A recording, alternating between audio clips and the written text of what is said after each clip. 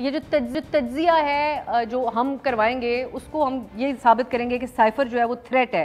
ये साबित कर रहा है इसके अराउंड प्ले करने की जो बात है खान साहब की, कि बस ये इसके अराउंड प्ले ही करना था। ये अमरीकी साजिश वाली बात जो है ये बयानिया जाली था खान साहब का। आप समझते हैं कि ये इस्टेब्लिश हुआ?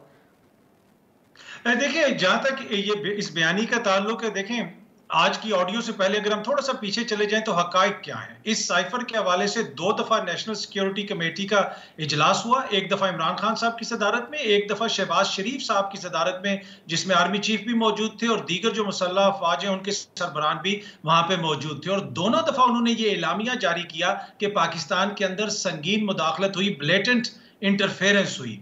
तो ये बयानिया है कि जनाब इस किस्म की कोई चीज ही नहीं थी और आज ये साबित हो गया कि बिल्कुल ही वो झूठ था। तो फिर वो जो अमरीकी सफारतकार को बुला के डी मार्च किया था, 2 दफा नेशनल सिक्योरिटी कमेटी ने एलामिया जारी किया था, तो वो क्या मजाक में कर दिया था? तो कुछ ना कुछ तो है।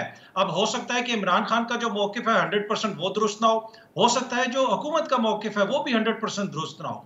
अब इसका फैसला कौन करेगा इस पे? तो अब तो देखें, ये पहले से भी ज्यादा जरूरी है इब्सा के इस हवाले से एक हाई लेवल कमीशन जो है सुप्रीम कोर्ट की सरबराही में, किसी जज की सरबराही में, वो इसकी तहकीकात करे ताकि दूध का दूध और पानी का पानी हो जाए। और इसके साथ साथ ये जो लीक्स हो रही हैं इसके ऊपर भी वो देखें कि जनाब ये लीक्स कहां से हो रही हैं, कौन कर रहा है। पिछले दिनों शहबाज शरीफ साहब की हुई और अब जो है इमरान खान साहब की हुई। तो मेरे ख्याल में दोनों चीजों को देखने की जरूरत है। ये कर कौन रहा है और उससे फायदा किसको हो रहा है, ये हमारी गुफ्तगू का आज एक इंपॉर्टेंट पॉइंट रहेगा। अब जाफरी साहब से राब्ता बहाल हुए। जाफरी साहब, आप यही जो मेरा सवाल आपसे पहले था, ये आप समझ रहे हैं मुख्तलिफ सोर्सेज से आ रही हैं, आज आप इसको कैसे आ रहे हैं जो खान साहब की आ गई ऑडियो?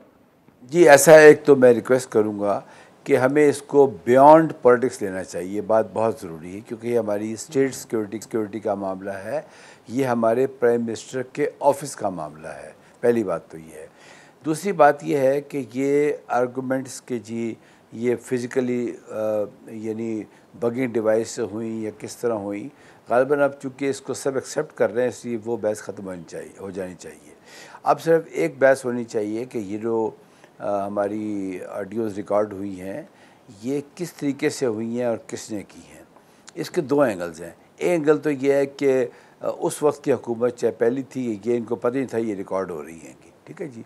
इसको हम डिस्कस कर सकते हैं कि शायद किसी ने रिमोटली इसको रिकॉर्ड किया और वो डिवाइसेस आ गई हैं कि वो छोटी सी ड्रोन टाइप चीज़ आके लगती है खिड़की के ऊपर और वो वहाँ से रिकॉर्ड हो जाती हैं, क्योंकि इसकी जो साउंड्स हैं वो बहुत यूनिफॉर्म्ड है। ये नहीं है कि किसी ने अपने फ़ोन को ऑन करके उससे रिकॉर्ड कर लिया कमरे के अंदर।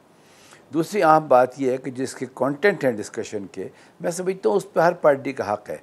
पहले भी जो रिकॉर्डिंग आई उस पर जो इस वक्त रूलिंग गवर्नमेंट है उन्होंने इस पर अपने आपको आर्गूमेंट दिए, अब जो उनकी आई है वो आर्गूमेंट देंगे।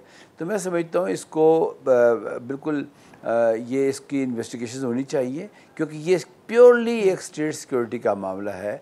आज होपफुली नेशनल सिक्योरिटी की मीटिंग में ये तय हुआ होगा, इस पर एक इंक्वायरी होनी चाहिए, हाई लेवल इंक्वायरी होनी चाहिए और इसके 3 पार्ट्स हों, what has happened, how it has happened और इसके करने वाले कौन से थे, हु हैज़ डन इट। इसके तमाम किरदार सामने आने चाहिए और मैं ये समझता हूँ कि अगर इसको कुछ हिस्सा इसकी इन्वेस्टिगेशन का खुफिया रखने की ज़रूरत है वो भी रखा जाए, ज़ाहिर है। लेकिन इसको अब ज़्यादा डिस्कस ना किया जाए क्योंकि कल भी मैं किसी चैनल पे कह रहा था कि अगर मैं ज़्यादा एक्सप्लेन करूँगा कैसे हुआ तो इसका फ़ायदा आने वाले या बनने वाले क्रिमिनल्स को हो जाएगा, क्योंकि जिन लोगों के वो दिमाग में चीज़ें भी नहीं हैं वो भी आनी शुरू हो जाएंगी। और ये जो हैकर्स होते हैं जो इस तरह डार्क वेब पे चीज़ों को डाल देते हैं, आमतौर पे उनकी उम्रें बड़ी कम होती हैं और वो हमारे मुल्क के भी हो सकते हैं, हमारे मुल्क से बाहर भी हो सकते हैं। कि ये एक पूरी नई दुनिया है डीप डार्क वेब की, इसके ऊपर चीज़ें बिक रही हैं और ये जितनी एक्साइटमेंट हम इसकी पैदा करेंगे उसकी वैल्यू बढ़ती चली जाएगी उसके अंदर, मेरे ज़ाती बढ़ती ख्याल है। जाएगी।